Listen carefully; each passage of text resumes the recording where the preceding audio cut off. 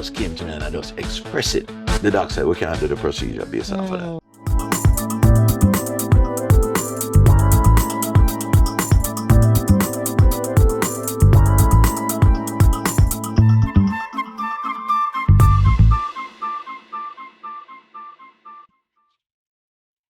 When I met this 6 foot plus gentleman 10 years ago, it was very obvious that he knew how to run things on the road and in businesses. His government paper calls him Alfred Francis, but if you've ever met or worked with him, you call him Frano. And you call him Frano with a smile because he just brings so much light and joy in the space. Thank you for saying yes, Frano. Welcome to this conversation about, overcoming fears to stand in your own light. So if I were to ask you who you are and you're going to start the sentence, I am, what would you say or who would you say you are? Well, I'm a father first, a family man. That's the fundamental aspect of it. Okay. Still working hard to maintain um, my family and my spouse, and then the wider family, the wider community, just persons in a general space, and who you can influence and contribute to, uplift. I think that's basically me. So family is not just who came from you or who you come from. It's the whole world basic from what you just described. Family is everybody. Family is everybody. I think we're one great global community. And I think that, we have to take stock that somebody did take time out to make all of us. Yes. And the fact is that respecting oneself, respecting others, loving oneself, loving others. Yeah. I like that point that, we have to take time to know that it's not just us alone in this space, make ourselves and running things. There's a greater power that connect all of us and meet all of us. Absolutely.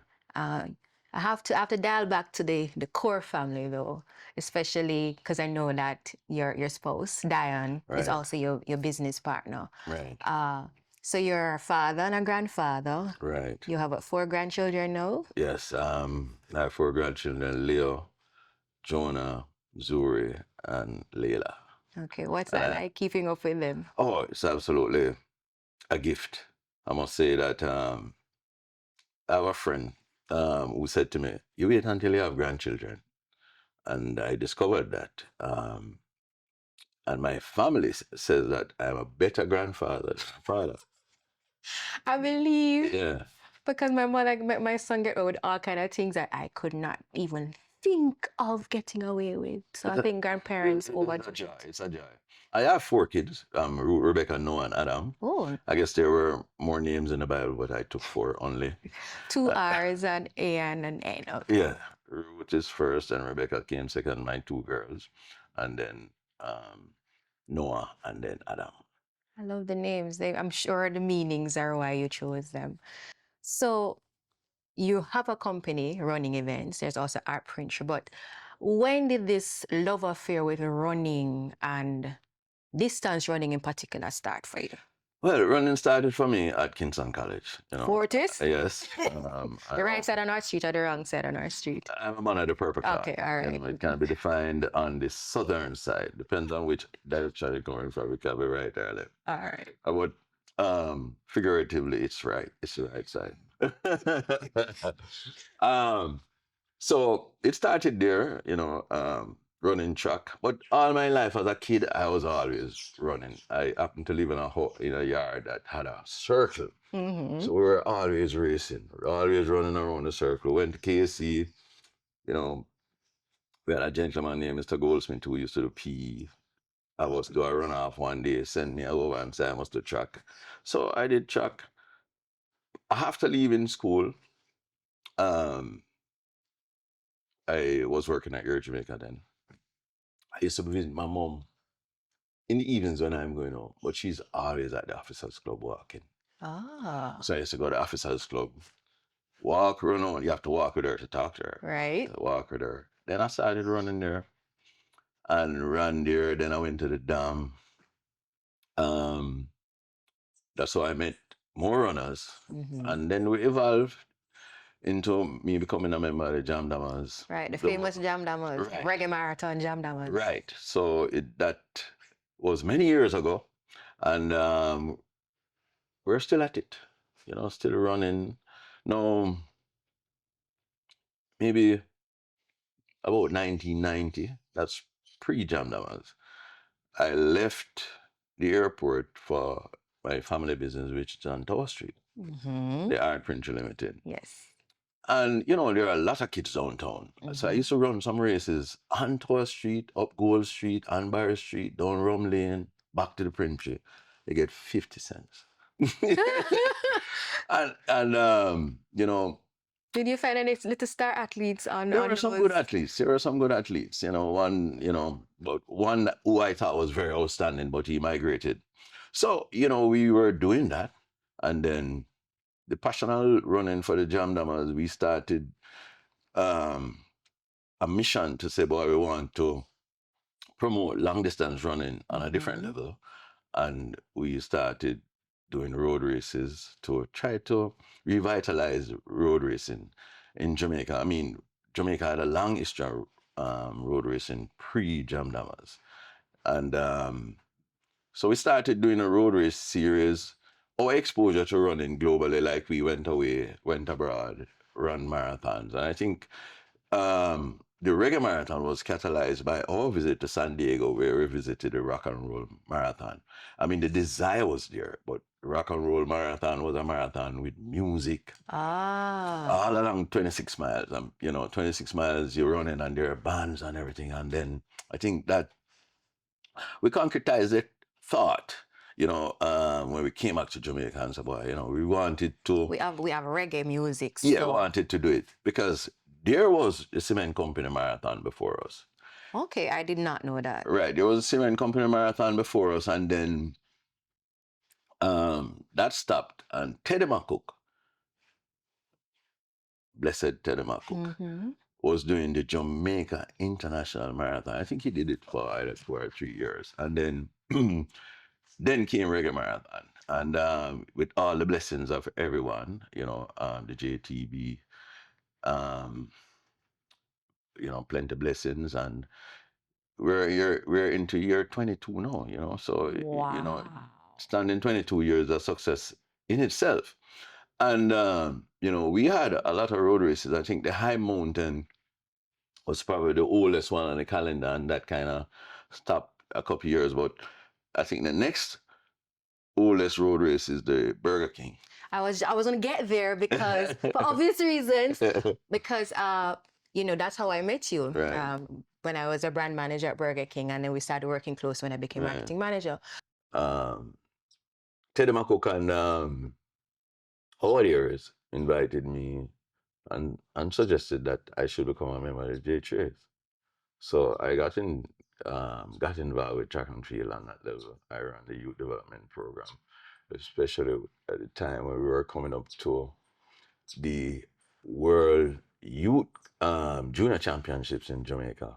Ran camps. That's about 2002. It was, right. I had the honor of working with some of the greatest athletes that Jamaica has ever seen. Yes. And had them pre-stardom. Yes. You know what I mean? And those are great memories. So track and field road running has created a lot of great memories, and took me around the world. You know what I mean? So, I'm extremely thankful for what life has done for me from a family point of view, and in general. And I think that I have a lot to give back, to everyone. I think you've been giving back your whole life based on what I know and what you even just shared about the roadside runoffs that I never knew of. But you do it with such ease. When Frano enters any space, it's like an idea per second, and there's always some idea of how to make sure people are benefiting beyond the obvious. It looks easy. I know it's not easy. Was there any point in which you thought, boy, I can't bother with this, this too difficult, this don't make no sense, was there any point that you felt like just stopping? But there has been challenges, but over time, I think I've tried to culture the thought process where giving is a reflex. Mm. And I respond to any energy that's coming into me. And I think Giving. I'm still in the learning curve, Mm-hmm. but I want to. I'm very passionate about it, and therefore, in doing like road running, it's easy. No, we created the Running Events Jamaica Foundation, Mm-hmm. and that's just a give back. So the income stream coming out of our running, we were just giving it back, giving people houses, contributing to, different causes, and just helping people in general. And the law of compensation is always there. So sometimes you don't have to worry about where it's coming from, and you're giving, and you say, well, where it's coming from. But that same um what should I say? That same spirit, That that same energy that you the give. same energy Good measure, press down, that shaken take together, running time, over. that took time out to make us Yeah. and give us what we have today sitting here, um, gives, and the fact is that you have to cultivate that reflex mentally, that you respond in a very positive and very passionate way. I was just thinking and saying that, about religion Our faith. and your religion, our faith, and Mhm. love, we can talk about love, but the fact is that to live it is a different thing. And it's a work in progress, and there's always that yin and yang, that dragging, and how you respond to certain energies, or you control your anger. Mm-hmm. You know what I mean? It's a continuous work in progress. I mean, somebody can, in a road rage, and tell you something not so tasteful, and you can Some say, choice thank words. you. You understand? Which is God, a or God contrast. bless you too. Yeah. And so over time, what you do, you culture yourself to respond in a certain way. And you have to deal with yourself. One of the first person you have to deal with is yourself. You know what I mean? And you can't come out to yourself and be like some boy, you're just going through. You're just going through the world, you're just barreling through. You have to take time out to say, boy, It's watch true. me. Thankful. You mentioned religion and faith. I was sharing with one of my sisters, Natasha, recently, that in the scripture that teach us growing up about love thy neighbor as thyself, Right. they didn't teach the as thyself part a lot when I was growing up. It was a love thy neighbor. But as you just said, it starts with you. Because if you love and respect yourself and value yourself, then you will love and respect and cherish the other person. I want to stick a pin on something that you shared with me a couple years ago. You said giving is a reflex. It brought back that memory. You said when you were being given the Order of Distinction in 2014 and you went up to collect your medal, one of the soldiers reminded you that he was part of some activity you Yeah. had organized when he was a teen to just make sure he had a positive experience different from his community. And there he was, you know, may I talk to you, may I get goosebumps. Seeing you march up and then, you could say that, So the giving is a reflex, is a real thing. Yes, and I am so thankful. That was an awesome experience in the realms of being there. Um, Appreciation being lent to, work you have done, and hear somebody say, Sir Francis, and he was a captain, Mm, and you remind. But I have so many of those experiences. yeah. So many of them, in the realms of you go through and you touch people's life, but you don't remember it, but Mm-hmm. they will remind you. So it's awesome, and it fuels you to and re-energize you. So I'm so thankful, and it's happy when I can see that someone um, has done so well for themselves, because that's the whole initiative. I mean, both working in road running, I work with many groups, like especially Stony Hill where I live, the St. Jude Scouts troop, Jamaica Combined Cadet Force, people from J3, so many persons, and you can't remember all of them, but Yeah. um, Because you're not doing it to say, I want this person to come back and tell me thanks. You're just doing it, you're planting the seed. you're going through, but God's children, you touch them, and they will carry it on to somebody else. And that's what you want to do. Since the intervention of COVID, I've spent so much more time at home. We don't have that road race calendar where we're doing like 18 races a year or So you so. find something else to run. So I've been at home, and one of my passions was, you know, being a bee farmer. So I have an apiary. And here at home, I have about. You're not afraid bee sting you? Well, you get a little sting, but somehow I must tell you, I feel that the bee sting is good for you.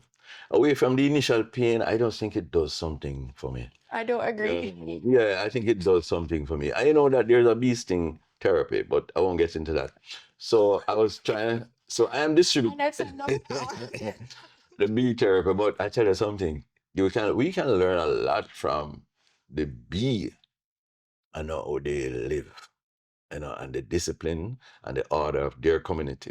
You know what I mean? So your bee business is called Little Mountain Farm, and we're distributing raw Jamaican honey.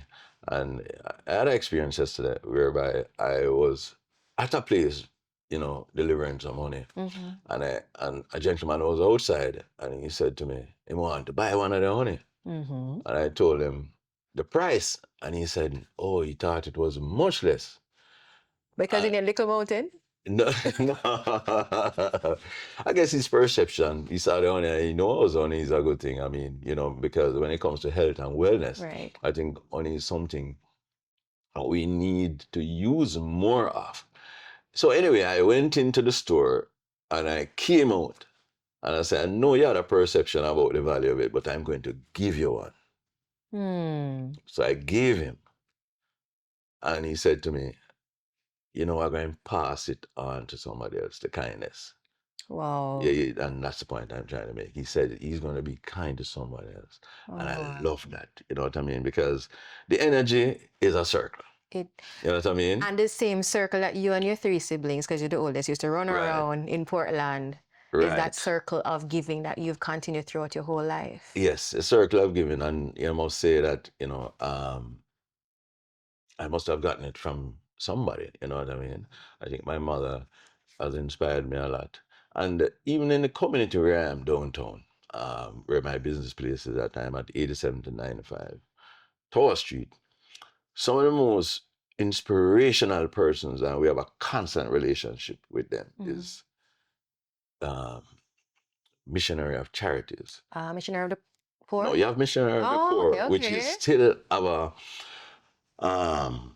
a place on Tower Street as well, but there's Missionary of Charities. But because we have such a close relationship with them, that anything printing, photocopying, anything like that for them, we do. And they are constantly in our space. But these people are so unselfish because they dedicate themselves just helping poor people and people in need.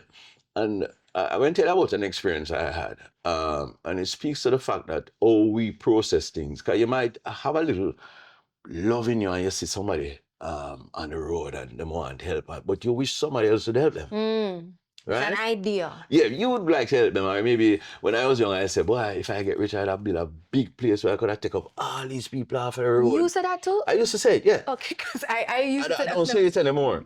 I just try to help who I can help, and if each of us help somebody, work. Rather than the ideal to do for many, just do it who you can around you. So I have these wonderful angels down there, right? So from time to time, I know somebody in need, and I would say, sister, I know a lady down so.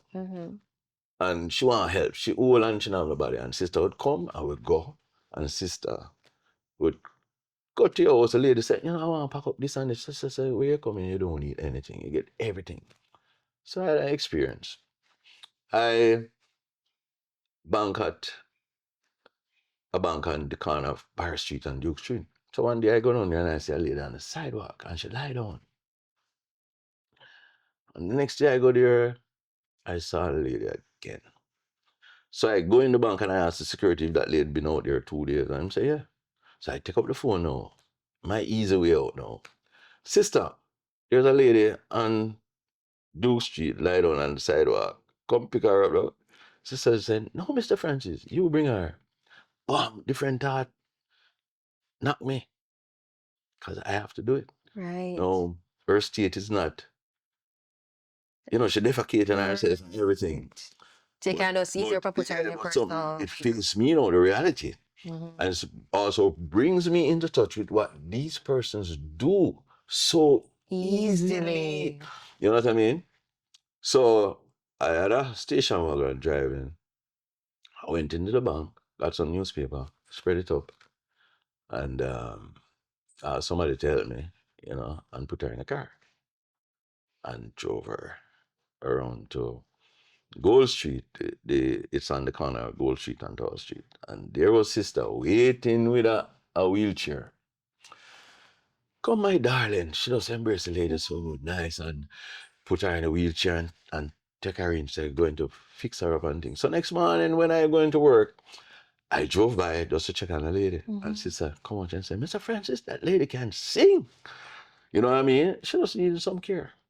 You know what I mean? So the fact is that I was elected that morning and given a reality check in the realms of It's not just it's pick up not the the phone easy and way call out and and taking the give it to phone somebody out, and else. sometimes you have to do it for yourself. And I tell you something too. As I was talking that amount, one day, not so long ago, we were on a run.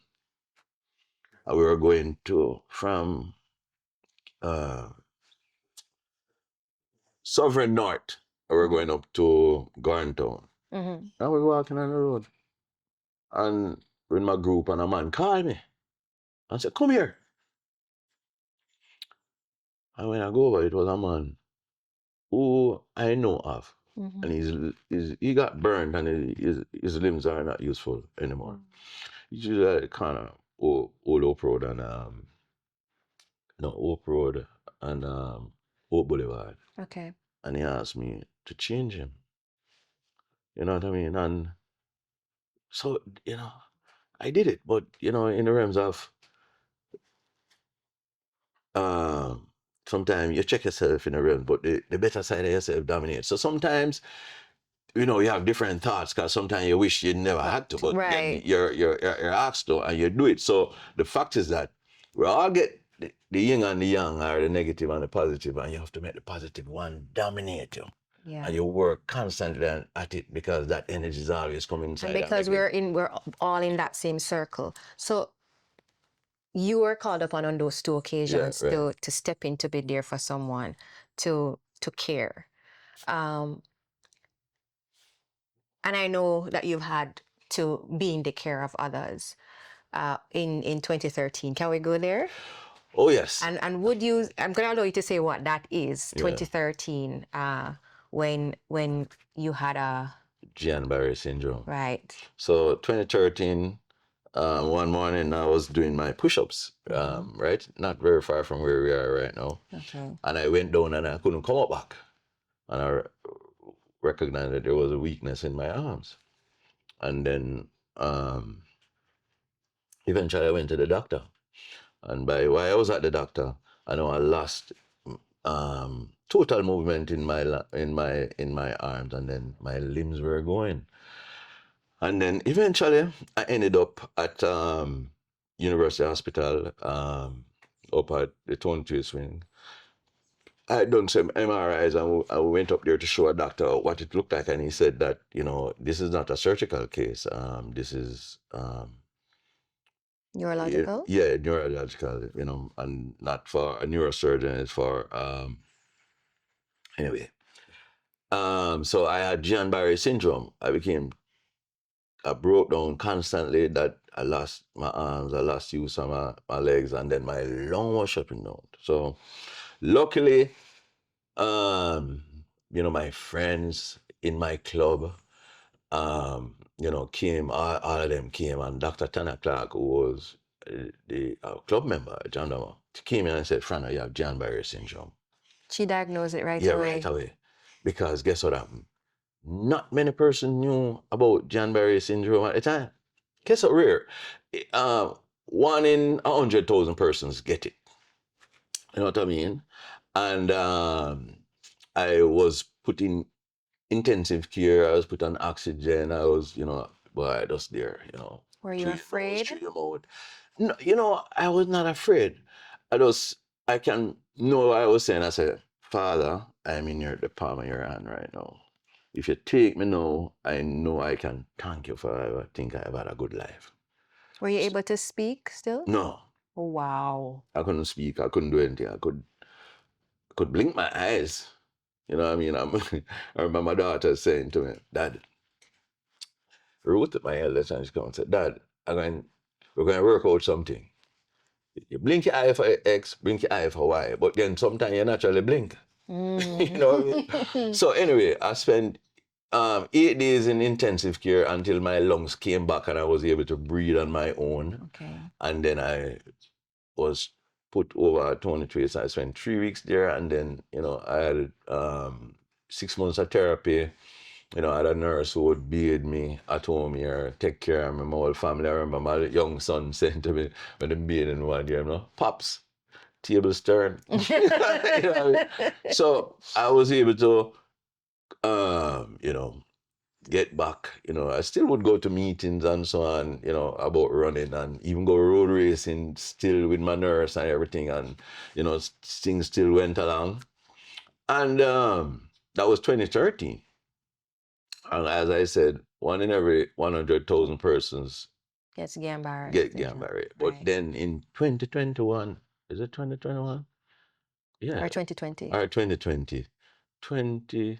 Because the years they mix up between since COVID, 2020.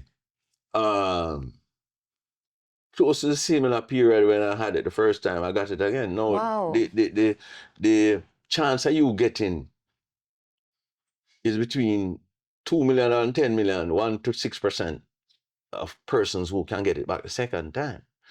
But this time I knew exactly what was happening, because going on, I was opening the window and I felt it. And then I knew exactly what was happening until Dan said, Dan. I called my neurologist. She's not in Jamaica anymore. She was in Birmingham. I called her. I said, you can get Guillain-Barré 2 times? And said she has never experienced it. Mm-hmm. But I called Dr. Clark again. Right. And she said, yes. And it's hard to find a neurologist. And I must say to the listeners out there, the viewers, we need to have some of these med students study neurology. We are lacking in certain areas. And, we have a lot of persons going to med school. And, any med students close by, neurology is a field that we need to go on. I think that there are a lot of neurosurgeons. Yeah, but not enough neurologists. Yeah, not enough neurologists, because I could not find a neurologist to deal with it. I ended up with someone who was that your secondary focus? dealt with what should I say? Can't remember the terminology right now. But it worked out, because guess what happened? Mm-hmm. I had my friends, Dr. Clark and so on, who was reach out and call and made arrangement. Mm-hmm. So I started the immunoglobulin treatment right away. Mm-hmm. And so I spent about 8 days this time. And, I was back on my feet, rebuilding myself, walking, start weight training, because you lose a lot of muscle, you lose all your limbs. And because once you lie down and you can't move, I remember a very privileged moment I had, because sometimes when I'm in the hospital, I'm saying, boy, it's like I'm in a resort. Think of it that way. Like that's the mindset you put yourself in. So you're just chilling out. My brother Derek, he says, boy, Frano, you're getting some rest. Yeah, you know what I mean? That's I can't even say it's a mature thing to do, but that is a higher level thinking to do, because you are in a position, or you were in a position where many persons would have been feeling sorry for themselves, but you're like, okay, I'm going to try to find the upside of this. That's kind of your way to life, isn't it? It is, because basically, guess what happened? You have to be very thankful for everything, because as long any grief or any negative situation or role that you can think about and think you're in. Think about somebody who would swap your position, because there are people terminally ill, people all kind of situation would swap your position for theirs. So you need to be thankful. I must not forget it. Every morning when you wake up, say, Father God, thank you for being on the wake up list. You know what I mean? Because some people have it hard and some people rough. Yeah, and people go in the hospital and they come out, but they don't come out. They come out, Not near the same how yeah, they were yeah. before. So be thankful. I don't forget it. Don't take life for granted. Don't take your position for granted. Because guess what happened? Living away from your economic or your social disposition, you can find joy and happiness, just by how you process things. Because there are persons who are economically not endowed, but they're happy. Yeah. Their spirits are good. I've met persons who live on the roadside and they're very happy. You know what I mean? They're joyful. They're They have joyful. full life. They're The joyful. mind is in a good space, You know, A lot of us could do with a mindset reset, honestly. Absolutely. And I think that's one of the most valuable things you can have. Contentment. Because, you can be just searching, trying to achieve, or what you're trying to achieve. And really, happiness is the thing that you want. So be content with what you have and give thanks for it, Can I just pause here? You say you're trying to achieve, but you don't know what you're trying to achieve. I think a lot of persons are stuck in that. There's somebody's resume that they're chasing or a list of achievements that they're chasing, and they're not happy. They're not joyful, no matter what they acquire, whether it's assets or accolades or accreditation. There's just no joy. And I think what COVID has taught a lot of us is what really matters when everything kind of just paused. Reflection. I know for me, it made me reflect even more. Introspection. A lot of introspection, to say, okay, what really matters in life? And thankfully, I was never chasing material stuff, but it just made it even more important to me. So Guillain-Barré syndrome didn't make you afraid. Not the first time, not the second time. But was there any point in your life from Portland to now, when you were born in Portland to now, was there any point that you felt uncertain about how you would get from where you were to where you wanted to be? There are times when life does throw you that ball, and but the fact is that I think in my life that the positivity has always come and um, held my hand. I have a saying that I always say, sometimes I'm thinking a certain way, which is not the strongest way. I always say, Father, take me on and lead me. It works for me. You know what I mean? It really works for me. And I just think that I live with that person who speaks to me and that person who speaks to everybody. But guess what? You have to listen. I was about to say, but you listening. I listen. If I drive down the road and the boy say, watch, don't turn through Aston, go straight down Stony Road. I follow it. Yeah. And the fact is that, in Jamaica we have a saying, boy, if I did follow my mind. You know what I mean? But that's what you need to do, follow your mind. Because I think I had a experience the other day, and my mom said to me, why? Your mom is still with us? Yeah, my mom is there, man. Whoa, from here. that's awesome. And she says, the guiding hand was there for you. Because it was a medical thing, and I just had a lack of communication that could have led to something being done which would not have worked out well. What the guiding hand. And something, a thought just came to me and I just expressed it. And the doctor said, we can't do the procedure based off of that. But it just came to me. It's not coincidence. And, I call my mom. My mom is such a spiritual person. And, she's a rock when it comes to kindness and forgiveness and so on. I have benefited significantly. Of course. You know what I mean? Your firstborn. Are you the only boy? No, there were 2 boys and 2 girls. Okay. So you don't get extra spoiling behind it. Okay. Yeah, and so there's always that hand for you, but you have to receive it and you have to see it and you have to appreciate it. You understand? And you have to see it not only in yourself, but see it in everybody else. And sister boy, everybody is that maker. All right. The lizard on the wall. Somebody took time out to make that lizard. You know what I mean? Somebody take time out to make Even the fly that I don't like, somebody took time to make the fly. to make them, and you have to appreciate it. And when you look how life moves and what they do, and just for instance, the bee, what the bee does with pollination of plants and plant and growth and everything, you have to think that, boy, this circle, this circle is just awesome. Even if you just lie down on your back on the ground outside and just looking at the heavens and see the stars and how huge the universe is, think about it. Get a reality check, check yourself, humble yourself. Because, you know, something or somebody created this amazing space that we're in. You have to be eternally thankful. So culture yourself, cultivate that thankfulness, that forever appreciation for life, you know what I mean, and for people. And be forgiving and always think about not the action of a person, but sometimes think behind it and the process that led to that action. And also, if you can help to change that, and inspire a different thought process, try and do it. Um, I think unselfishness is something that we need to, water and fertilize and have grow in our And society. have I think. some human bees pollinating. Yeah, we need it because there are a lot of persons out there and youngsters, and having a business in a inner city community, you see youngsters who sometimes you lose them.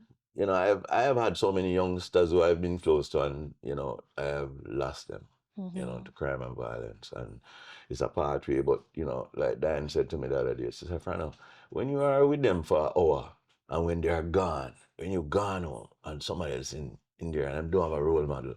And I found that a lot of these youngsters, they don't need money. If them could get mentorship, somebody to Yes. mentor them, just get in their mind, create some I hope. think we overthink what mentorship can be. We think it has to be this structured. Well, I know at one point I thought so, but it simply can just be, I'm going to just work with this young person Yeah. for the next however long you can and plant your seed as opposed to overthinking it. And appreciation and love for them. Because Yeah. a lot of, a lot of youngsters, they don't really know. Watch out. You have some people, and you'll be surprised. And they might, and they're violence producers. But still, Violence yeah, they're producer. violence producers. But Okay. and yet still An you see interesting term. them being very kind to people around them. So, you try to understand, how they process things. And I think it's just love, appreciation. And if they can feel that love and appreciation and feel that, develop the pride and the self-esteem, that it will make a lot of difference. Because, in our lives, and I wouldn't say their lives, it affects all of us. And I think that um, even in your household and the space that you're in, you need to try to influence in a very positive manner. And don't think you have to go, as you say, structure, you have to go set up a big building and get some kids come to me And get funding. and get funded. No, just try to influence somebody in your own space in a very positive way, and don't be uncaring. You know what I mean? Don't be uncaring, because so much lack of love out there. So many kids are fatherless, and not every one of them can process the thing like and see something out there and say, "Watch out, I don't want to be like my father. Because my father is uncaring, and it's tough. And so many mothers have to be mothers and fathers, and then them have to work, and then the street grow your kids. So you don't know, and you understand, and you say, boy, the father thinks, boy, him give the brown envelope every weekend, so that is it. Boy, I'm take care of him. No, you're not taking care of him. You only have a financing. You need to be there, getting him headspace and make him feel secure, and make her feel secure that she can come and she can tell you everything, and have that confidence in you, and that the values what you instill in them, that somebody else outside can't influence them. So in a negative way. So when you let the street grow the kid because you don't have no time for them, The street is the parent, so you're going to get what the yeah, street produce. the street produce and the value system that they see out there, and the man that may is a violence producer and influencing that person to be a violence producer is a man where probably give him $1, give The him kindness $10, and the buy him caring food he's seen. and everything. And it's there for it. Yeah, All right. absolutely. So everybody needs to see who we can care for. And caring doesn't have to be an expensive thing. Think kindness first, whatever Yeah. kindness is. And allow ourselves to become everyday superheroes, for want of a better phrase. Because everybody's into this Marvel, DC comics thing, and superheroes are a thing right now. But the truth is, we all can be superheroes. So I have a question for you. Tell me. Your superhero name, and I'm going to tell you how you're going to make a superhero name, because you're a superhero. Not in a put on tights or mask kind of way, but in the way you describe that circle, that community, that caring, that giving. So if you were to come up with a name for Frano now, using either your favorite color or your favorite food as the first part of your name, and your first pet or where you used to live as a second part of your name, what would be your name now? So let's start with the first part. Either your favorite color, your favorite thing to eat. What that? Which one did I pick? My favorite thing to eat, boy, I tell you what, I love so much food. Um, I can't even tell you which is my favorite thing to eat. I like to eat fish. All right, so fish is the first part of your name. This is gonna be very interesting. Yeah. No. And I like interesting things. From your superhero name. Either your first pet name, what was that? Or I've always been called Frano. oh, so From school, those Frano. really? Al, which is a short of Alfred, or Frano. That's So you didn't have any. All right. So did you have any pets growing up? Any animals that you had any names for? Well, I have a lovely dog now named Siri. So fish Siri. Yeah. That would be. I'd take off the SH and just use the FI. Fish Siri. Fish Siri. Fish Siri. It sounds almost Italian. Fish Siri. Oh, I like it. Oh, you were brought in the global context. It's Fish Siri. All right. So okay. So if we're making a movie about Fish Siri, which is your alter ego now, what would be like your theme music? What kind of music would start the show? Well, I would start with "Wake Up and Live" by Bob Marley. Wake up and live. Yeah. It came spontaneously. Yeah. And you're a musician too. Life, yeah, well, I dabble a little. I dabble a little in music. I think I was inspired at the time, back in '85 with the anti-apartheid movement. And I used to move in that circle of friends who, I had a friend, still my friend, Tyrone Downey, who we were in the same class at KC, and Tyrone was a model student. We had Douglas Farris, who's a famous headmaster at KC, that he's renowned. People still talk about him. And so Tyrone was a choir boy, played the piano, spoke French. Oh, wow. Everything that Mr. Farris loved, and Mr. Farris loved him. But then Mr. Farris heard that he was playing with Bob Marley on Beeston Street. And I remember this day, we were in 4C downstairs, and then Mr. Farris come to class and said, "Mr. Dowdy, I stopped playing with those gentlemen, I stopped coming to school, and Tyrone pack up him things and were gone." Wow. Yes. The man convicted. And Tyrone has emerged as one of the great global musicians today. He played Bob Marley. He was always there in the men, but because of his training in classical music and all of that. Training classes, he added so much. And he's still around. He just lives up the road here from me, not even 600 meters, and we have had that long relationship. So through that relationship now, I got, to know Family Man, Junior Marvin, everybody, and I used to jam. I used to play the bass. Now, Fams was the bass man, but Fams would play the piano and make me play the bass. Oh, so one day I read a magazine about the apartheid struggle, and I got a message, and I sang the message right away. From start to end, just sing the song "Free the People of South Africa, Freedom President Botha." And that was my first recording. So that was my first recording. Slide drum bar played drums. I played the bass. Fams play piano. Tyrone play keyboard, and Junior Marvin play guitar. And can't remember the name of my. And so that's how that song came together. That song came together. All right. And community effort again. Yes, but there was an inspiration, a voice, and I listened to the voice, so I listened to the voice, and it was a movement at the time, and I must thank that Time magazine that was there that I read about.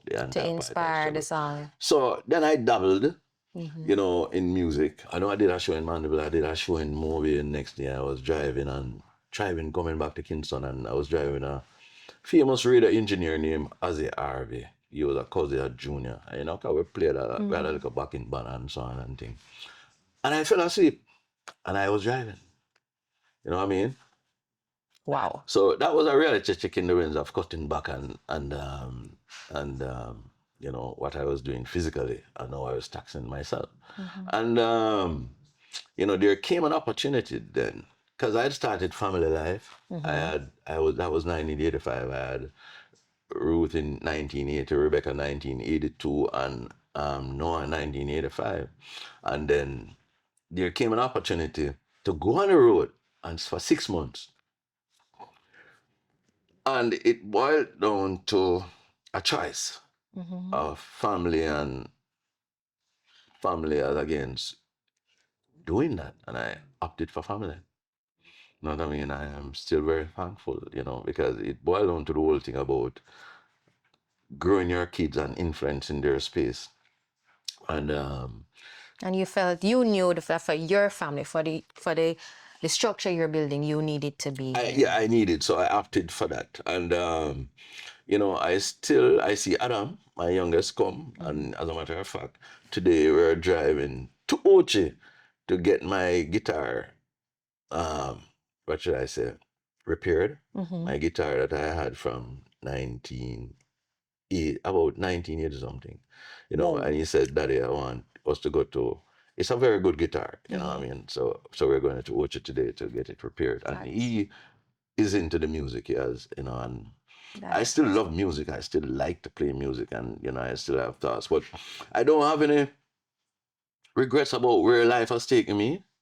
And you know, I'm extremely thankful that you know, especially about you know, road running and influence healthy lifestyle, and you know, I like the movement in Jamaica right now. I like the whole Jamaica Move campaign, but I don't think people have bought into it and really see the value of it. And I think, you know, COVID can teach us some lessons where that is concerned because the fact is that the Jamaica Move campaign, and I have to big up Christopher Tufton because he lives it. And it's the same thing that we have been doing, Jam For Damas, 20 running plus years. for years in the realms of promoting healthy lifestyle. And persons have to say that prevention is so much better than cure. So all you eat and your physical activity program can lead, can stave off the non-communicable diseases. And the fact is that you see, oh, COVID has affected the persons with the non-communicables like the diabetes, hypertension, the heart problems. Right. COVID come and teach us about if you was in a fitter position, guess what happened? I wouldn't invite you to my place. So COVID has been inviting those persons who are not, bodies are not in good stead to come and stay on their its side of the fence. So persons, listen to me. We grew up in a environment whereby we were fed a lot of sugar, a lot of salt, because our masters knew that that would make us work good on the farm. So it's like I give him gas up the car. No, we have still living in that culture whereby we love the plenty sugar, the plenty salt, but we're not working like slaves again. So when you live a sedentary lifestyle and you sit down and boy, you get your diabetes, and these are the feedback from you not you living healthily. But take some time out every day for a little exercise. Walk instead of thing. You know what I mean? I don't expect everybody to wake up at 4:30 And, like and, me. and, and run. No, no. I go and exercise and then But go to the but gym. the truth is we can each find different things in our spaces to do. And a little bit later you're gonna show me some things that we can do in our spaces to just keep moving. But you said something earlier about being grateful for what life has taken you through. And as you look back, if you were to be able to have a conversation with your 13-year-old self that, you know, just coming into teenage phase, what would you say to that Alfred? You know, I wouldn't change much. I wouldn't even tell Alfred to do anything differently because where Alfred is now is a byproduct of all those roads that he has walked on. I mean, I have walked on risky roads, I've walked on all kind of roads, but so I am here today and I am very thankful. So we are all So gratitude is something you yeah, tell him to have. gratitude and you know be thankful for the experiences and the fact that Father has spared my life. I mean, you know, and make me here today. So obviously that 13-year-old did make some choices that has um created the experience that I am living in, and I say experience because I think I am an experience, and we're all experiences. We're all experiences. We're a byproduct of every True. experience, everybody that we have come into contact with. True. I know I must thank some of the persons that I have come into contact with. I have a friend named Charlie Fuller where I used to talk to every single day. Such a gentleman, such a nice person. So, and the fact is that we have embraced so many wonderful spirits, and again, I say spirits in our life. The ability to choose what you want to take and what you want to To let not go. have.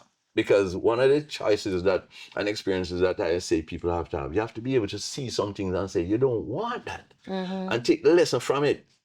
You understand? So take the best and leave the rest. Yeah, take the best and leave the rest, you know what I mean? Right. And there's something that I always say, give to the needy, not to the greedy. Accuracy before speed, you understand? And be forever thankful. So come again. Give to the needy And not to the greedy. and not to the greedy. Accuracy before speed. Accuracy before And speed. be forever thankful. And be forever thankful. And that is a wonderful way to live if you want to approach life as we are one family, one community in that circle. Keeping giving as a reflex. Absolutely. Thank you, Frano, for this real conversation about living a life fearlessly, not being inhibited by physical or mental or any kind of constraints, and keeping connected to the ultimate higher power, to just trod strongly and purposefully and blessedly, if there is ever such a word. No. And you have to think outside of the box sometime, and creating words that express yourself. And that's where box too. But I am extremely thankful for this opportunity to share some of my thoughts with you. I mean, it could go on for a longer time. Of course. But I think that this is something that when you sent a message to me asking me for, offering me this opportunity, I think this is an invaluable experience where I'm concerned, and to be able to express my thoughts, some of my life. I just said some of my life, Yes. and I hope it can. There's a part two in some sort of way, because there's so much that you have shared and you have to share. So I'm looking forward to the other spaces, and even probably a part two with me at some other point. Absolutely. I would grasp the opportunity to even share more experiences, and I hope that it can enlighten and uplift other persons to show, that we're just a little cog in the wheel, but we have a meaningful purpose here. And at the core of it is love. And not love that we talk about. Is living the experience and living a life of love and really see yourself as love. True that.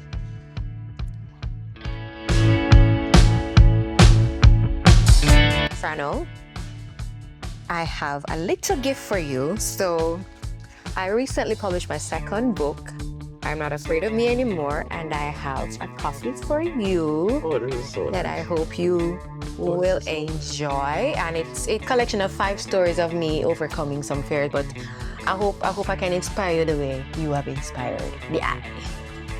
Well, I tell you, I see this as a divine movement, and what is happening today is an act of divinity. I think so too. Thankful, and I think that one of the greatest gifts you have given me this morning. This book I know will be expiring, but the opportunity to share my thoughts, I think, was a greater gift from a higher power. I know so for sure so. All right, so enjoy and tell me your thoughts when you're done reading it. Absolutely. Ladies and gentlemen, thank you very much. I think this is an awesome occasion, and I'm extremely thankful and privileged to be a part of it. Good time.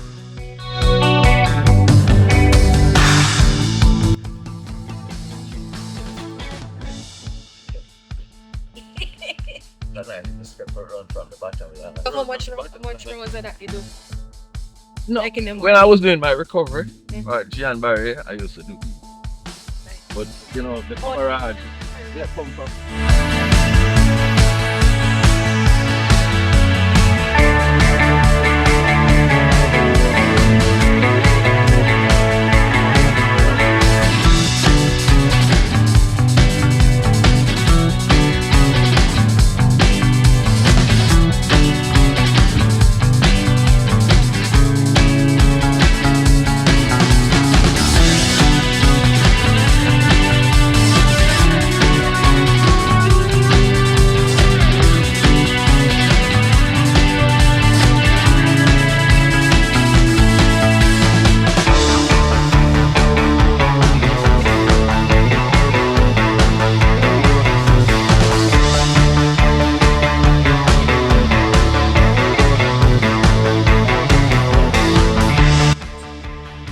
I'm sure you're completely losing my eyes.